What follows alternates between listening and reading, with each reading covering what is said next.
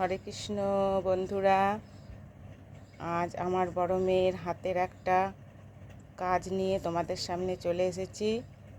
উল দিয়ে আর প্র্যাকটিক্যাল খাতার বোর্ডের উপর পেপার চিটিয়ে এই কাজটি ও করেছে। ওর বাবাকে বার্থডেতে গিফট দিয়েছিল, এটা নিজেই বানিয়েছে। আর এই কাজটা করেছে ও কাঁটা চামচ দিয়ে, উল দিয়ে ফুলগুলো বানিয়েছে। তারপর আঠা দিয়ে ছোট ছোট কাচের টুকরোগুলো চিটিয়ে ব্ল্যাক পেপারের উপর, তারপর ক্রুশ দিয়ে চেনটা করে খুব সুন্দরভাবে এটাকে তৈরি করেছে। কাজটা খুব নিখুঁতভাবেই করেছে ও।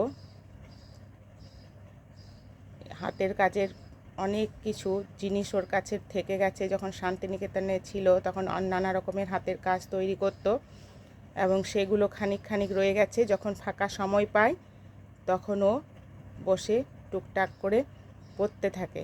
কিছু কিছু হাতের কাজ অনেকগুলোই বানিয়েছে।